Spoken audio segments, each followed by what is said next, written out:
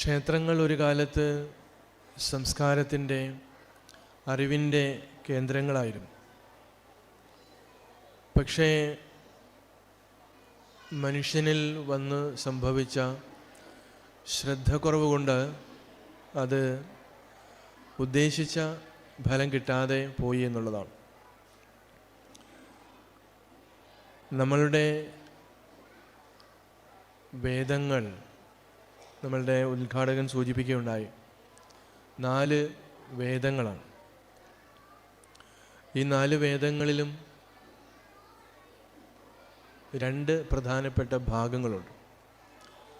ഒന്ന് കർമ്മകാന്ഡം, 2 ജ്ഞാനകാന്ഡം. കർമ്മകാന്ഡത്തിലാണ് ഈ യജ്ഞവും ഇതുമാതിരി ബന്ധപ്പെട്ട കാര്യങ്ങളൊക്കെ വരുന്നത്.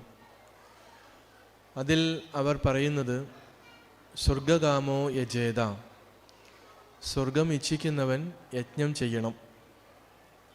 ഇപ്പോൾ സ്വർഗവും നരകവും 2 കൺസെപ്റ്റുകളാണ്. ഇപ്പോൾ സ്വർഗത്തിൽ നമ്മൾ മിക്കവാറും എല്ലാ മതങ്ങളിലും ഈ ഒരു സങ്കല്പം കാണാം, സ്വർഗം, അതേപോലെ നരകം. ഇപ്പോൾ സ്വർഗത്തിലെ എല്ലാവിധ സുഖ സൗകര്യങ്ങളും ഉണ്ട് എന്നുള്ള ഒരു വിവരണമാണ് എല്ലാ മതങ്ങളിലും കൊടുത്തിട്ടുള്ളത്. ഇവിടെയും അങ്ങനെ തന്നെയാണ്. എല്ലാവിധ സുഖ സൗകര്യങ്ങളും, ഭയങ്കരമായിട്ട് ലക്ഷറി ലൈഫാണ്. പണക്കാരൊക്കെ പൈസയൊക്കെ ഒരുപാട് ഉണ്ടാക്കിയിട്ട് അവർ വിദേശങ്ങളിലൊക്കെ സുഖിക്കാൻ വേണ്ടി പോകുന്നത് നമ്മൾ കാണാറുണ്ട്. എന്ന് പറഞ്ഞ പോലെ മനുഷ്യനിൽ ഇങ്ങനൊരു പ്രതീക്ഷ കൊടുക്കുകയാണ്. പക്ഷേ അതിൻ്റെ പരിമിതികളെക്കുറിച്ച് വളരെ വ്യക്തമായി മഹർഷിമാർ സൂചിപ്പിക്കുന്നുണ്ട്. എന്നാൽ മറ്റു മതങ്ങളിൽ അങ്ങനൊരു സൂചനയില്ല. സ്വർഗം ഇച്ഛിക്കുന്നവൻ യജ്ഞം ചെയ്യണമെന്ന് പറയുന്ന മഹർഷി തന്നെ പറയുന്നു, ഇത് പരിമിതമാണ്. എന്തുകൊണ്ട്? ക്ഷീണേ പുണ്യേ മർത്യലോകം വിശന്തി. മനുഷ്യനായിരിക്കുമ്പോൾ അവൻ പുണ്യകർമ്മങ്ങൾ ചെയ്ത്, യജ്ഞങ്ങൾ, ഇങ്ങനെയുള്ള കാര്യങ്ങളൊക്കെ ചെയ്ത്, യജ്ഞത്തോടൊപ്പം തന്നെ മനുഷ്യനെ മനുഷ്യനായി കാണുവാനും ഓരോ മനുഷ്യനിലും കുടികൊള്ളുന്നത് ഒരേ ചൈതന്യമാണ് എന്നുള്ള തിരിച്ചറിവും ഒക്കെ വരുമ്പോഴാണ് അവന് പുണ്യം കിട്ടുന്നത്. അങ്ങനെ ഈ പുണ്യം സമ്പാദിച്ച് അവൻ ആ സ്വർഗലോകത്ത്, അല്ലെങ്കിൽ അവൻ ഇച്ഛിക്കുന്ന ലോകത്ത് ചെന്നു കഴിഞ്ഞാൽ അവിടെ പിന്നെ പുതിയ കർമ്മങ്ങളൊന്നുമില്ല. വീണ്ടും പുണ്യം സഞ്ചയിക്കുവാൻ വേണ്ടി, പുണ്യം സമ്പാദിക്കുവാൻ വേണ്ടി കർമ്മം ചെയ്യാൻ പറ്റില്ല. നമ്മൾ ഫിക്സഡ് ഡിപ്പോസിറ്റ് ഇടുന്ന പോലെ ആ FDയിൽ നിന്ന് ദിവസവും പൈസ എടുത്തുകൊണ്ടിരുന്നാൽ ഒരു ദിവസം അത് കാലിയാവും. എന്ന് പറഞ്ഞ പോലെ ഈ സ്വർഗത്തിൽ പോയി കഴിഞ്ഞാൽ അവിടെ നമ്മുടെ പുണ്യം തീർന്നു കഴിയുമ്പോൾ എന്ത് സംഭവിക്കുന്നു? ക്ഷീണേ പുണ്യേ മർത്യലോകം വിശന്തി. അവൻ വീണ്ടും മനുഷ്യജന്മത്തിലേക്ക് മനുഷ്യനായിട്ട് പിറക്കേണ്ടി വരുന്നു. എന്നിട്ടോ അവൻ നല്ല ഒരു ഗുരുവിനെ കണ്ടെത്തി അവൻ വീണ്ടും ഈ ജ്ഞാനം സമ്പാദിക്കണം. അപ്പോൾ അത് വിവേകിയായ ഒരു മനുഷ്യന് ഇങ്ങനെ ഒരു കറക്കം ആവശ്യമില്ല. അപ്പോൾ എൻ്റെ ഒരു സ്റ്റുഡൻറ്റ്, ഞാൻ ചെന്നൈയിലായിരുന്നപ്പോൾ, തമിഴാണ്, ബേസിക്കലി തമിഴാണ്, സിലോണിൽ നിന്ന് വന്നവർ തമിഴാണ്. അയാൾ CA കാരനാണ്, ധാരാളം വായിക്കുന്ന ആളാണ്, ചിന്തിക്കുന്ന ഒരാളാണ്. അപ്പോൾ ഇയാളെ വിവാഹം കഴിപ്പിക്കാൻ വേണ്ടി അച്ഛനും അമ്മയൊക്കെ ഒരുപാട് പ്രഷർ ചെയ്തു, നീ എങ്ങനെയെങ്കിലും വിവാഹം കഴിക്കണം. പക്ഷേ വിവാഹം കഴിച്ചിട്ടുള്ള ആളുകളോട് ഇദ്ദേഹം ചില ചോദ്യങ്ങളൊക്കെ ചോദിച്ചു. അതിനൊന്നും അവർക്കാർക്കും ഉത്തരമില്ല. അവസാനം അമ്മയുടെ അനുജത്തി പറഞ്ഞു, ഞാൻ ഇവനെ കൊണ്ട് സമ്മതിപ്പിക്കാം കല്യാണം കഴിക്കാൻ, ആ ഒരു ഉത്തരവാദിത്തം എനിക്ക് വിട്ടതാ എന്ന് പറഞ്ഞ് അമ്മയുടെ അനുജത്തി ഇവനെ സമീപിച്ചു. കുറേ കാര്യങ്ങളൊക്കെ പറഞ്ഞു, നീ എന്തായാലും കല്യാണം കഴിക്കണം. അപ്പോൾ അവൻ തിരിച്ച് പറഞ്ഞു, അതൊക്കെ ചെയ്യാം, പക്ഷെ ഒരു കാര്യം, കുഞ്ഞമ്മ വിവാഹം കഴിച്ചിട്ട് എത്ര വർഷമായി എന്ന് ചോദിച്ചു. ഇത്ര വർഷമായി. ആ വിവാഹം കഴിച്ച് അന്ന് തുടങ്ങി ഇന്ന് വരെ മനസ്സമാധാനത്തോടുകൂടി കിടന്ന് ഉറങ്ങിയിട്ടുണ്ടോ എന്ന് ചോദിച്ചു. ഇല്ല. അപ്പം നിങ്ങൾക്ക് മനസ്സമാധാനം കിട്ടിയിട്ടില്ല, പിന്നെ എന്നെയും കൂടി എന്തിനാണ് ഈ കുഴപ്പത്തെ കൊണ്ട് ചാടിക്കുന്നത്? എന്തുകൊണ്ടാണ് അങ്ങനെ ചിന്തിക്കുന്നത്? ഇങ്ങനെ എല്ലാവരും ഇങ്ങനെ ചിന്തിക്കുമെന്നോ നമ്മൾ പ്രതീക്ഷിക്കേണ്ട. അയാൾക്ക് എന്തുകൊണ്ടാണ് അങ്ങനെ ചിന്തിക്കാൻ തോന്നിയത്? അവർ പറയുന്നത് വിവാഹം കഴിച്ചു കഴിഞ്ഞാൽ, പണം സമ്പാദിച്ചു കഴിഞ്ഞാൽ, സന്താനങ്ങളായി കഴിഞ്ഞാൽ സുഖം കിട്ടുമെന്നാണ്. അപ്പോൾ ഈ പയ്യൻ പറഞ്ഞു, ഞാൻ ഇപ്പോഴേ സുഖമുള്ളവനാണ്, ഞാൻ എന്തിനാണ് ഇത്രയും കഷ്ടപ്പെട്ട് സുഖം സമ്പാദിക്കാൻ പോകേണ്ട ആവശ്യം വല്ലതും ഉണ്ടോ എന്ന് പറഞ്ഞ പോലെ ഇവിടെ മഹർഷി പറയുന്നു, യജ്ഞങ്ങളൊക്കെ ചെയ്തോളൂ, പക്ഷെ ആ പുണ്യം അതിനൊരു പരിധിയുണ്ട്. അത് കഴിയുമ്പോൾ വീണ്ടും തീർന്നു പോകും, ഇവിടെ നമ്മൾക്ക് ജനിക്കേണ്ടി വരും. അപ്പോൾ ഇപ്പോൾ നമ്മൾ നടത്താൻ പോകുന്ന യജ്ഞത്തിന് എനിക്ക് ഒറ്റ കാര്യം മാത്രമേ ഈ അവസരത്തിൽ സൂചിപ്പിക്കാനുള്ളൂ. യജ്ഞം അതിൻ്റെ ഒരു താത്വികമായ തലത്തിൽ, അതിൻ്റെ ഒരു ആത്യന്തികമായ ലക്ഷ്യത്തെക്കുറിച്ച് നമ്മൾ ചിന്തിച്ച് നമ്മളിൽ ശ്രദ്ധയുള്ളവരായി മാറണമെന്നുള്ളതാണ്. ഇപ്പോൾ ധാരാളം വ്യക്തികൾ ഈ ക്ഷേത്ര കോമ്പൗണ്ടിലുണ്ട്. ഞാൻ പറയുന്ന കാര്യങ്ങൾ ശ്രദ്ധിക്കുന്നവർ കുറച്ച് പേരുണ്ട്. ഭൂരിഭാഗം പേരും പുറത്തു നിന്ന് അവരവരുടെ കാര്യങ്ങളെക്കുറിച്ച് സംസാരിക്കുന്നവരാണ്, അല്ലെങ്കിൽ മൊബൈലിൽ നോക്കി നിൽക്കുന്നവരാണ്. ആർക്കും ഈ ഒരു കാര്യത്തിൽ താല്പര്യം കുറവാണ്. അതിൻ്റെ ഒരു ഉദാഹരണമാണ് നമ്മുടെ കസേരകളൊക്കെ കാലിയായിട്ട് കിടക്കുന്നത്, അല്ലേ? പുറത്തു നിന്ന് വാചകടിക്കുന്നവർക്ക് അകത്ത് കയറിയിരിക്കാം. എന്തുകൊണ്ടാണ്? അവരിൽ ശ്രദ്ധ ഇല്ലെന്നുള്ളതാണ്. അപ്പം ശ്രദ്ധ ഉള്ളവനാണ് ജ്ഞാനമുണ്ടാകുന്നത്. ശ്രദ്ധാവാൻ ലഭതേ ജ്ഞാനം എന്ന് ഗീത പറയുന്നുണ്ട്, ഭഗവത്ഗീത. അപ്പോൾ എന്താണ് ശ്രദ്ധ?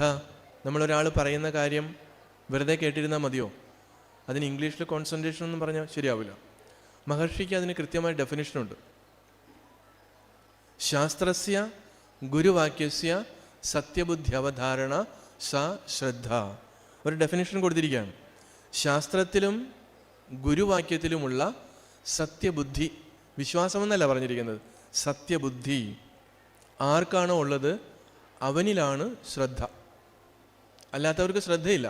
ഇപ്പം നമ്മൾ വിചാരിക്കുന്നത് യജ്ഞം നടത്തുന്നത് യജ്ഞാചാര്യന്മാരാണ്, നമ്മൾക്ക് അതിനുള്ള സാധനങ്ങളൊക്കെ കൊണ്ടു കൊടുക്കാം, അവർ കുറേ മന്ത്രങ്ങളൊക്കെ ചൊല്ലുന്നു, അതിനകത്ത് സമർപ്പിക്കുന്നു, അതുകൊണ്ട് നമുക്ക് പുണ്യം കിട്ടുമെന്ന് നമ്മുടെ വിചാരം. ഇല്ല, നമ്മൾക്കതിനകത്ത് ശ്രദ്ധയില്ല. ഈ ചൊല്ലുന്ന മന്ത്രങ്ങൾ കൊണ്ട് എന്താണ് അർത്ഥമാക്കുന്നത് നമുക്കറിയില്ല. ഇപ്പോഴും നമ്മൾ ഭയപ്പെട്ടാണ് ഭഗവാനെ സമീപിക്കുന്നത്, ഭഗവാന്റെ അടുത്ത് പ്രാർത്ഥിക്കുന്നതും ഒക്കെ നമ്മുടെ കൊച്ചു കൊച്ചു താല്പര്യങ്ങൾ, സ്വാർത്ഥമായിട്ടുള്ള കാര്യങ്ങൾ നേടിയെടുക്കാൻ വേണ്ടിയിട്ടാണ്. അത് ഭക്തിയല്ല, അത് നമ്മളൊരു എന്താ പറയുന്നത്, കൈക്കൂലി കൊടുത്തിട്ടുള്ള ചില കാര്യങ്ങൾ ചെയ്യുന്ന പോലെ. ഇതല്ല. അതുകൊണ്ടാണ് കൃത്യമായി മഹർഷിമാർ പറഞ്ഞ രീതിയിൽ കാര്യങ്ങൾ പഠിക്കണം, കുഞ്ഞുങ്ങളിലേക്ക് ഈ അറിവ് പകർന്നു കൊടുക്കണം. അങ്ങനെ ഒരു സമ്പ്രദായം ഇന്നില്ല. ഇന്ന് കൂടുമ്പോൾ ഇമ്പം നൽകുന്ന എത്ര കുടുംബമുണ്ട്? ഇമ്പം എന്ന് പറഞ്ഞാൽ സന്തോഷമാണ്. അങ്ങനെ കൂടുമ്പോൾ, അച്ഛനും അമ്മയും മക്കളും ഒക്കെ കൂടുമ്പോൾ സന്തോഷമുള്ള എത്ര കുടുംബങ്ങൾ നമുക്ക് കാണാൻ പറ്റും. ഇന്ന് 4 പേരുണ്ട് എങ്കിൽ എല്ലാവരുടെ കയ്യിൽ ഈ 2 ഫോണുണ്ടാവും. ഈ ഫോണിലാണ് 4 പേരും അവരവരുടെ ഫ്രീ ടൈമുകളിൽ, വീട്ടിൽ ഓഫീസിൽ നിന്ന് വന്നാലും സ്കൂളിൽ നിന്ന് വന്നാലും ഒക്കെ അവരവരൊരു ഫോണിലാണ്, യാതൊരു ബന്ധവുമില്ല. അപ്പോൾ ഇങ്ങനെ നമ്മൾ കുഞ്ഞുങ്ങളെ വളർത്തിയാൽ അവർക്ക് എന്ത് മോറൽ വാല്യൂസാണ് നമുക്ക് കൊടുക്കാൻ പറ്റുന്നത്? കുട്ടികൾക്ക് ചിന്ത എന്ന് പറയുന്നത് കുറവാണ്. ഇപ്പോൾ ഇന്നത്തെ ഒരു ജനറേഷൻ നമ്മൾ നോക്കിക്കഴിയുമ്പോൾ അവർ പെട്ടെന്ന് ടെൻഷനാവും, അവർക്കൊന്നിനെയും അഡ്ജസ്റ്റ് ചെയ്യാൻ പറ്റുന്നില്ല. എന്തുകൊണ്ടാണ്? പ്രോപ്പറായിട്ടുള്ള അണ്ടർസ്റ്റാൻഡിങ് ഇല്ല. അപ്പം നമ്മുടെ ആധുനിക വിദ്യാഭ്യാസത്തിൽ ആ പ്രശ്നമുണ്ട്. നമ്മൾ പറയുന്നത് മാത്രമാണ് ശരിയെന്ന് ശഠിക്കുകയാണ്. നമ്മൾ പറയുന്ന കാര്യം കേൾക്കുന്ന ആൾ അയാളുടെ തലത്തിലാണ് അതിൽ മനസ്സിലാക്കുന്നത്, എന്നിട്ടാണ് അയാൾ പ്രതികരിക്കുന്നത്. പക്ഷേ അയാൾ പ്രതികരിക്കുന്നത് ശരിയായ രീതിയിൽ മനസ്സിലാക്കിക്കൊണ്ട് മറ്റേ ആളും പ്രതികരിക്കണം. പക്ഷെ അത് സംഭവിക്കുന്നില്ല. ഒരാൾ പറയുന്നത് പകുതി കേട്ടിട്ട് മറ്റേ ആൾ അതിന് ഉടനെ ഉത്തരം പറയും, അതുപോലെ തിരിച്ചും. അപ്പോൾ എന്ത് വരുന്നു? ശരിയായ ശ്രദ്ധയോടുകൂടിയുള്ള ഒരു ശ്രവണം അവിടെ സംഭവിക്കുന്നില്ല. അപ്പോൾ ഇങ്ങനെ ഒരുപാട് പാളിച്ചകൾ നമ്മുടെ ജീവിതത്തിലുണ്ട്. ഇത് പരിഹരിക്കാനാണ് മഹർഷിമാർ പല കഥയിലൂടെയും പല കർമ്മങ്ങളിലൂടെയൊക്കെ നമ്മളെ വഴികാട്ടി തരുന്നത്. അപ്പോൾ യജ്ഞത്തിൽ സംഭവിക്കേണ്ടതോ ഈ യജ്ഞം കൊണ്ട്, ഇപ്പോൾ ആദ്യം നമുക്ക് അതിനൊരു സങ്കല്പം ഉണ്ടാവണം. നമ്മൾ എന്തിനു വേണ്ടിയാണ് യജ്ഞം നടത്തുന്നത്? ഭൗതികമായിട്ടുള്ള സ്വത്താണോ അതോ ആധ്യാത്മികമായിട്ടുള്ള മനസ്സമാധാനമാണോ നമുക്ക് വേണ്ടുന്നത്? നമുക്ക് രണ്ടും ആവശ്യമാണ്. ശ്രീനാരായണ ഗുരുദേവൻ ഇങ്ങനെയുള്ള ചില കൺഫ്യൂഷൻസ് സമൂഹത്തിൽ ഉണ്ടായിരുന്നുകൊണ്ട് ഒറ്റ മന്ത്രം മാത്രം എഴുതിയ ഒരു ഹോമമന്ത്രം ഗുരു ലോകത്തിന് നൽകിയിട്ടുണ്ട്. ഹോമമന്ത്രം എന്ന് തന്നെയാണ് അതിൻ്റെ പേര്. അവിടെ ഈ കാണാവുന്ന, ഇപ്പോൾ ഇവിടെ രുദ്രനെ സങ്കല്പിച്ചുകൊണ്ട് ചെയ്യുന്ന ഒരു പ്രത്യേക ലക്ഷ്യത്തോടു കൂടി ചില ആഗ്രഹങ്ങൾ സാധിക്കാൻ വേണ്ടി, അല്ലെങ്കിൽ നമുക്ക് നാടിന് ഐശ്വര്യത്തിനോ അതുപോലെ നമുക്കൊരു സങ്കല്പമാണ്. പക്ഷേ ഈ യജ്ഞത്തിൽ ആധ്യാത്മികമായിട്ട് നമുക്ക് നേടേണ്ടതായിട്ടുള്ള ആത്യന്തികമായിട്ടുള്ള സുഖം, ശാന്തി, സമാധാനം അതിനെക്കുറിച്ച് സൂചിപ്പിക്കുന്നില്ല. ഗുരു നമ്മൾക്ക് നൽകിയ മന്ത്രത്തിൽ രണ്ടുമുണ്ട്. ഒരുപക്ഷേ ലോകത്ത് അങ്ങനൊരു മന്ത്രം ശ്രീനാരായണ ഗുരുദേവൻ മാത്രമേ രചിച്ചിട്ടുണ്ടാവുള്ളൂ. ഭൗതികമായിട്ടുള്ള ഐശ്വര്യവും അഭിവൃദ്ധിയും നേടുന്നതോടൊപ്പം തന്നെ ആധ്യാത്മികമായിട്ടുള്ള ഉണർവും ഉയർച്ചയും. അപ്പോൾ ഈ ആധ്യാത്മികമായിട്ടുള്ള ഉണർവിന് തടസ്സമായിട്ട് നിൽക്കുന്ന എന്താണ്? ശാസ്ത്രം പറയുന്നത് കാമം, ക്രോധം, ലോഭം, മോഹം, മതം, മാത്സര്യം. നമ്മുടെ ഉദ്ഘാടകൻ അവിടെ സൂചിപ്പിച്ചു. അതായത് കാമ, ക്രോധ, ലോഭ, മോഹ, മത, മാത്സര്യാദികളാണ് നമ്മുടെ ശ്രദ്ധയെ ഇല്ലാതാക്കുന്നതും നമ്മൾക്ക് വീണ്ടും വീണ്ടും ജന്മങ്ങൾ ഉണ്ടാക്കുന്ന വാസനകൾ നൽകുന്നതും. അതുകൊണ്ടാണ് വീണ്ടും നമ്മൾ ജനിക്കുന്നു, വീണ്ടും മരിക്കുന്നു. ഇതൊരു പ്രോസസ്സ് ഇങ്ങനെ പോയിക്കൊണ്ടിരിക്കുകയാണ്. അപ്പം മഹർഷിമാർ പറയുന്ന ശാസ്ത്രം എന്ന് പറയുന്നത് നമ്മുടെ മോഡേൺ സയൻസിനെ ഉദ്ദേശിച്ചല്ല. മോഡേൺ സയൻസും ഒരു ശാസ്ത്രമാണ്. അത് ഭൗതികമായിട്ടുള്ള സുഖസൗകര്യങ്ങൾക്ക് വേണ്ടി അതെങ്ങനെ ഉപയോഗപ്പെടുത്താം. അപ്പോൾ മോഡേൺ സയൻസ് ഇങ്ങനെ അനുനിമിഷം വളർന്നുകൊണ്ടിരിക്കുകയാണ്. അവർക്കൊരു ഫുൾ സ്റ്റോപ്പില്ല. കാരണം ഇന്നത്തെ നമ്മൾ കണ്ടുപിടിച്ചിട്ടുള്ള എല്ലാം ശാസ്ത്രവും ചേർത്ത് വെച്ച് നോക്കിയാലും ഒരു വസ്തുവിനെ കൃത്യമായിട്ട് മനസ്സിലാക്കാൻ പറ്റില്ല. അങ്ങനൊരു സംഭവത്തിലാണ് അവർ നിൽക്കുന്നത്. കാരണം ഈ മനസ്സ് ഇപ്പോൾ ആർട്ടിഫിഷ്യൽ ഇൻ്റലിജൻസൊക്കെ ഡെവലപ്പ് ചെയ്തൊക്കെ മനുഷ്യൻ ഇങ്ങനെ പോവുകയാണ്. ആർട്ടിഫിഷ്യൽ ഇൻ്റലിജൻസ് ഡെവലപ്പ് ചെയ്യുമ്പോഴും അതിന് സ്വബോധമില്ല. നമ്മളെപ്പോലെ സ്വന്തമായിട്ട് ഒരു ബോധം, അവബോധമില്ല, കോൺഷ്യസ്നെസ് എന്നൊക്കെ പറയും. അത് നമ്മൾ കൊടുത്തിട്ടുള്ളൊരു സാധനമാണ്. നമ്മളെന്താണോ ഫീഡ് ചെയ്തിരിക്കുന്നത് അതിൻ്റെ ഒരു റിയാക്ഷൻ വരുള്ളൂ. അപ്പോൾ അതിൻ്റെ പരിമിതികൾ നമ്മൾ മനസ്സിലാക്കിക്കൊണ്ട് അതിനെ സമീപിക്കുക, അതിനെ ഉപയോഗിക്കുക എന്നുള്ളതാണ്. മഹർഷി പറയുന്ന ശാസ്ത്രം എന്ന് പറയുന്നത് ഈ പ്രപഞ്ചം, അത് നമ്മൾ തമ്മിലുള്ള ബന്ധം, ഈ പ്രപഞ്ചത്തെ സൃഷ്ടിച്ച് പരിപാലിച്ച് സംഹരിച്ചു പോരുന്ന അദൃശ്യമായിട്ടുള്ള ഒരു ശക്തി, അത് വെളിയിലിരിക്കുന്നതല്ല. ഇപ്പം നമ്മളെ സംബന്ധിച്ചിടത്തോളം ഭൂരിഭാഗം ആളുകൾക്കും ദൈവം എന്ന് പറയുന്നത് വെളിയിലാണ്, നമ്മൾ കണ്ടുകൊണ്ടിരിക്കും, നമ്മുടെ ഒരു ദൃശ്യമായിട്ട് ആണ് വരുന്നത്. പക്ഷേ ശ്രീനാരായണ ഗുരുദേവൻ ദൈവദശകം എന്നുള്ള കൃതിയിൽ സൂചിപ്പിക്കുന്ന ദൈവം ഉപനിഷത്തിൽ പറഞ്ഞിട്ടുള്ള അതേ ദൈവമാണ്. സത്യം, ജ്ഞാനം, അനന്തം ബ്രഹ്മ എന്നാണ് ദൈവത്തിൻ്റെ ഡെഫിനിഷൻ. ബ്രഹ്മ എന്നുള്ളത് ദൈവം എന്നുള്ള സത്യം, ജ്ഞാനം, ആനന്ദം. ഗുരു അതിനെ മലയാളത്തിൽ ദൈവദശകത്തിൽ കൊടുത്തപ്പോൾ നീ സത്യം, ജ്ഞാനം, ആനന്ദം. എത്ര ലളിതമായിട്ട് ഇത് വന്നു. പക്ഷെ ഇത് ലളിതമാണെങ്കിലും നമ്മൾക്ക് എത്ര പേർക്ക് അത് മനസ്സിലായി? എന്തുകൊണ്ട് മനസ്സിലായില്ല? നമ്മളിൽ ആ ശ്രദ്ധ ഉണർന്നില്ല, ജ്ഞാനം നമ്മളിൽ ഉണർന്നില്ല. നമുക്കൊരു വസ്തുവിനെ കുറിച്ചുള്ള ജ്ഞാനം ഉണ്ടാവും. പക്ഷെ ഇവിടെ ഈ ശാസ്ത്രത്തിൽ പറയുന്നത് എന്താണ്? അവനവനെ കുറിച്ചുള്ള ജ്ഞാനമാണ്. ആ ജ്ഞാനം ഉണ്ടാകുമ്പോഴാണ് അത് ആനന്ദമാണെന്നറിയുന്നത്. ഇപ്പോൾ നമ്മൾക്ക് ഈ ആനന്ദ സ്വരൂപനാണ് ഭഗവാൻ, ദൈവം എന്നൊക്കെ പറയുമ്പോൾ പെട്ടെന്ന് ചിലപ്പോൾ മനസ്സിലാവില്ല. അതിന് നമ്മുടെ ദൈനംദിന ജീവിതത്തിലൊരു ഉദാഹരണം നമുക്കെടുക്കാം. ഗുരു അത് പറയുന്നത് സാക്ഷാൽ അനുഭവശാലികളാം ഓർക്കിലാരും ആത്മോപദേശതകത്തിൽ പറയുകയാണ്. നമ്മൾക്കെല്ലാവർക്കും ജാഗ്രത അവസ്ഥയുണ്ട്, സ്വപ്നാവസ്ഥയുണ്ട്, സുഷുപ്തിയുണ്ട്. ജാഗ്രത അവസ്ഥ എന്ന് പറയുന്നത് നമ്മളിപ്പോൾ ഈ ഉണർന്നിരിക്കുന്ന സമയം. നമ്മുടെ എല്ലാവരുടെയും പ്രശ്നം ഇവിടെയാണ്, ഈ ഉണർന്നിരിക്കുന്ന സമയത്താണ്. ഗാഠനിദ്രയിൽ ആർക്കും ഒരു പ്രശ്നമില്ല. ഗാഠനിദ്രയിൽ ഞാൻ എന്ന് പറയുന്ന വ്യക്തി ആണാണെന്നോ പെണ്ണാണെന്നോ ഡോക്ടറാണെന്നോ എൻജിനീയർ ആണെന്നോ രാഷ്ട്രീയക്കാരനാണെന്നോ സന്യാസിയാണെന്നോ വിദ്യാർത്ഥിയാണെന്നോ യാതൊരു ബോധവുമില്ല. നമ്മൾ പറയും ബോധമില്ലാതെ കിടന്ന് ഉറങ്ങാണെന്ന് പറയും അല്ലേ? അപ്പം ഗാഠനിദ്ര, അതിൽ നമുക്ക് യാതൊരു നമ്മൾ ഈ ജാഗ്രതയിൽ കാണുന്ന പോലെ ഒരു പ്രശ്നമില്ല. നമ്മുടെ പ്രശ്നം കിടക്കുന്ന എവിടെയാണ്? പൂർണ്ണമായിട്ടും ഈ ഉണർന്നിരിക്കുന്ന അവസ്ഥയിലാണ്. അതുകൊണ്ട് ഉണർന്നിരിക്കുന്ന അവസ്ഥയിൽ തന്നെ ഇതിനൊരു പ്രശ്ന പരിഹാരം ഉണ്ടാകണം. ആ പ്രശ്ന പരിഹാരമാണ് മഹർഷിമാർ ശാസ്ത്രത്തിലൂടെ, അതായത് ഉപനിഷത്തിലൂടെ മാനവരാശിക്ക് നൽകിയിട്ടുള്ളത്. അതിനെ ആ രീതിയിൽ ഉൾക്കൊള്ളാൻ പറ്റാതെ വന്ന ബൗദ്ധികമായിട്ടുള്ള നമ്മുടെ പരിമിതികളുണ്ട്. അത് കോംപ്ലിക്കേറ്റഡ് ആക്കിയത് ഇതുപോലെയുള്ള അറിവില്ലാത്ത ആൾക്കാരാണ്. ഈ കർമ്മത്തിന് മാത്രം പ്രാധാന്യം കൊടുത്തുകൊണ്ട് ദൈവത്തെ പുറത്തു നിർത്തിക്കൊണ്ട് മനുഷ്യനെ ഭയപ്പെടുത്തി സ്വാർത്ഥമതികളായിട്ടുള്ള കുറേ ആളുകൾ ദുരുപയോഗപ്പെടുത്തുന്നു. ഇപ്പോൾ മനുഷ്യൻ്റെ അടിസ്ഥാനപരമായിട്ടുള്ള ഭയത്തെ ഇവർ ചൂഷണം ചെയ്യുകയാണ്. മഹർഷിമാർ പറഞ്ഞു അങ്ങനെ ഭയപ്പെടേണ്ട ആവശ്യമില്ല. അഭയേ ഭയദർശിന. ഭയത്തിനെ എന്തിനാണ് നമ്മൾ ഭയപ്പെടേണ്ടത്? അപ്പോൾ ഇവിടെ ഈ ജാഗ്രതത്തിലും സ്വപ്നത്തിലും സുഷുപ്തിയിലും ഇത് 3 തലങ്ങളാണ്, അല്ലെങ്കിൽ 3 സ്റ്റേജുകളാണ്. ഇവിടെയൊക്കെ ഇതിനെയൊക്കെ തിരിച്ചറിയുന്ന, മാറാതിരിക്കുന്ന ഒന്നുണ്ട്. നമ്മളിൽ എല്ലാവരിലും ഉണ്ട് ഞാനെന്ന് പറയുന്ന ഒന്ന്. ഗാഠനിദ്രയിൽ നമ്മളൊന്ന് വിളിച്ചുണർത്തിയിട്ട് അയാളോട് ചോദിച്ചാൽ മതി, ഉറക്കം എങ്ങനെ ഉണ്ടായിരുന്നു?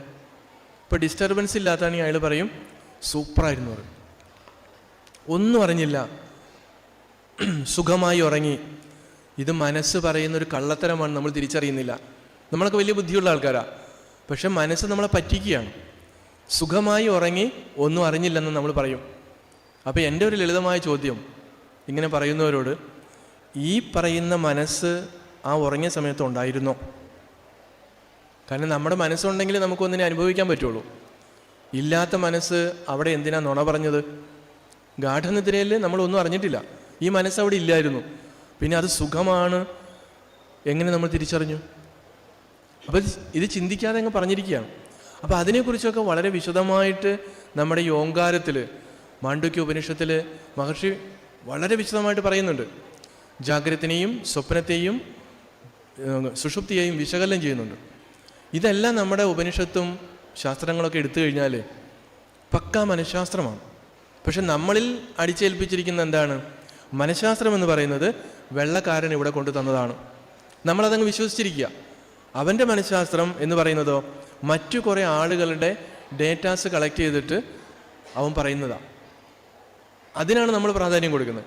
നേരെ മറിച്ച് നമ്മുടെ മഹർഷിമാരോ അവനവൻ്റെ മനസ്സിനെ കുറിച്ച് വിശകലനം ചെയ്തു. അതോടൊപ്പം ആ മനസ്സിൻ്റെ രഹസ്യം മനസ്സിലാക്കി കഴിഞ്ഞാൽ മറ്റുള്ളവൻ്റെ മനസ്സും കണ്ടുപിടിക്കാൻ പറ്റി. കാരണം മനസ്സൊന്നേ ഉള്ളൂ. അപ്പം ഇത് ശാസ്ത്രമാണ്. അപ്പം ഇത് വിശാലമായിട്ട്, ഇത് അനന്തമായിട്ട് കിടക്കാണ്. അപ്പോൾ ഇത്രയും അനന്തമായിട്ടുള്ള അറിവ് ഉൾക്കൊള്ളുവാൻ പറ്റാത്ത ആളുകൾക്ക് വേണ്ടി മഹർഷിമാരൊരു ചെറിയ ഒരു സൂത്രപ്പണി ചെയ്തതാണ്. പുറത്തൊരു വിഗ്രഹവും ഒരു ക്ഷേത്രവും ഒക്കെ ഈ മനുഷ്യൻ്റെ ശരീരത്തിൻ്റെ രൂപത്തിൽ, അല്ലെങ്കിൽ അതിൻ്റെ കുണ്ടലിനി ശക്തി മറ്റു കാര്യങ്ങളൊക്കെ ചേർത്തുകൊണ്ട് ഒരു ഡ്യൂപ്ലിക്കേറ്റിനെ നിർമ്മിച്ചു വച്ചിരിക്കുകയാണ്. എവിടെ? ക്ഷേത്രത്തിനകത്ത്. ഒറിജിനൽ ഇവിടെയാണ്. അവനവൻ്റെ ഉള്ളിൽ കുടികൊള്ളുന്ന ചൈതന്യമാണ് ഒറിജിനൽ. പക്ഷേ അല്ലെങ്കിൽ നമ്മളെ ഓർമ്മ വെച്ച നാൾ മുതൽ അച്ഛനും അമ്മയും സമൂഹവും വിശ്വസിപ്പിച്ചിരിക്കുന്ന എന്താ? എല്ലാ മതത്തിലും ഇങ്ങനെ തന്നെ, ഇവിടെ മാത്രമല്ല. നമ്മളെ ഓർമ്മ വെച്ച നാൾ മുതൽ വിശ്വസിപ്പിച്ചിരിക്കുന്നത് പുറത്തിരിക്കുന്നതാണ് ഈശ്വരൻ. നമ്മളവിടെ ഭയപ്പെടണം. ഉപനിഷത്ത് എങ്ങും പറയുന്നില്ല പുറത്ത് ഈശ്വരൻ ഇരിപ്പുണ്ടെന്നും അതിനെ ഭയപ്പെടണമെന്നും പറയുന്നില്ല. അപ്പോൾ ഈ ഭയം എന്നുള്ളതിനെ എല്ലാവരും ചൂഷണം ചെയ്തിരിക്കുക. ആധ്യാത്മികമായിട്ട് പോകുന്ന ആളുകളും രാഷ്ട്രീയത്തിൽ പോകുന്ന ആൾക്കാരും സാംസ്കാരിക രംഗത്ത് പോകുന്നവരും എവിടെയൊക്കെ നോക്കിയാലും മനുഷ്യൻ്റെ അടിസ്ഥാനപരമായ ഭയത്തെ ചൂഷണം ചെയ്തുകൊണ്ട് ഒരു കൂട്ടർ ജീവിക്കുകയാണ്. അതുകൊണ്ട് ഗുരു പറയുന്നു, വിദ്യ കൊണ്ട് സ്വതന്ത്രരാകുക. ശരിയായ വിദ്യ പഠിച്ച് നിങ്ങൾ സ്വതന്ത്രരാകണം. എന്തിൽ നിന്ന്? ഈ കൺഫ്യൂഷനിൽ നിന്ന് നമ്മൾ സ്വതന്ത്രരാകണം. അപ്പോൾ ശ്രദ്ധ ഉണർന്നാൽ മാത്രമേ നമ്മൾക്ക് എവിടെയാണ് വഴിതെറ്റി പോയിരിക്കുന്നത്, നമ്മൾ എവിടെയാണ് നിൽക്കുന്നത്, നമ്മുടെ മാനസികാവസ്ഥ എന്താണ് എന്നൊക്കെ നമുക്ക് അറിയണമെങ്കിൽ നമ്മളിൽ ശ്രദ്ധ ഉണ്ടാകണം. കഠോപനിഷത്തിൽ ഒക്കെ അതിൻ്റെ സാഹചര്യങ്ങൾ വരുന്നുണ്ട്. ആ നചികേതസിൽ ശ്രദ്ധ ആവേശിച്ചു എന്ന് പറയാം. യമൻ്റെ അടുത്ത് പോകുന്നൊരു കഥയാണ്. അപ്പോൾ നമ്മളിവിടെ യജ്ഞത്തിൽ പങ്കെടുക്കുമ്പോൾ ഓരോരുത്തരും ഈ ഒരു ശ്രദ്ധ നമ്മളിലുണ്ടാകണം. അതായത് യജ്ഞകുണ്ഡം, അവിടെ അഗ്നി ജ്വലിക്കുന്നുണ്ട്. ഗുരു പറയുന്നത് തവ യത് തേജഃ തദ് ബ്രാഹ്മം, നിന്റെ ഏതൊരു തേജസ്സാണോ അത് ബ്രഹ്മമാണ്, ചൈതന്യമാണ്. അപ്പം നമ്മുടെ ഹൃദയത്തിലാണ് ശരിക്കും പറഞ്ഞാൽ ഈ അഗ്നി ജ്വലിപ്പിക്കേണ്ടത്. എന്തുകൊണ്ടാണ്? ജന്മജന്മാന്തരങ്ങളായി നമ്മളിൽ അടിഞ്ഞുകൂടിയിരിക്കുന്ന വാസനകളെ നമുക്ക് കത്തിച്ചു കളയണം. ജ്ഞാനാഗ്നി ദഗ്ധകർമാണം, ഗീത പറയുന്നുണ്ട്. ഈ ജ്ഞാനാഗ്നിയിലാണ് നമ്മുടെ സർവ്വകർമ്മങ്ങളെയും നമുക്ക് എരിച്ചു കളയാൻ പറ്റുന്നത്. വേറെ പുറത്തുനിന്നുള്ളൊരു ബാഹ്യശക്തിക്കും അത് ചെയ്യാൻ പറ്റില്ല. നിങ്ങൾ എത്രയൊക്കെ കർമ്മങ്ങൾ, കോടിക്കണക്കിന് കർമ്മങ്ങൾ ചെയ്താലും രക്ഷയില്ലെന്ന് മഹർഷി പറയാം. സ്വയം നമ്മൾ ജോലി ചെയ്യണം. അപ്പം നമ്മുടെ ഹൃദയത്തിലാണ് ഈ ഹോമകുണ്ഡം നമ്മൾ ജ്വലിപ്പിക്കേണ്ടത്. അപ്പോൾ അവിടെ നമുക്ക് ശ്രദ്ധയുണ്ടാകണം. ആ അഗ്നിയിലേക്ക് നമ്മുടെ കാമക്രോധ ലോപമോഹ മതമാത്സര്യാദികളെ നമ്മൾ ഇട്ടുകൊടുക്കണം. അതാണ് സമിത്ത്. അങ്ങനെ നമ്മൾ ഈ ശ്രദ്ധയോടുകൂടി യജ്ഞത്തിൽ പങ്കെടുക്കുമ്പോൾ സ്വാഭാവികമായിട്ടും നമ്മൾക്ക് ഭൗതികമായി കിട്ടേണ്ട ഐശ്വര്യങ്ങൾ അതുണ്ടാകും. അതേ സമയത്ത് ഈ ജന്മത്തിന് കാരണമായിട്ടുള്ള വാസനകളെ നമുക്ക് നശിപ്പിക്കാനും പറ്റും. അപ്പം അങ്ങനെ ഒരു ശ്രദ്ധ നമുക്ക് യജ്ഞത്തിൽ ഉണ്ടാകണം. ബാഹ്യമായിട്ടുള്ള മറ്റ് കാര്യങ്ങളിലല്ല നമ്മൾ അധികം ശ്രദ്ധ കൊടുക്കേണ്ടത്.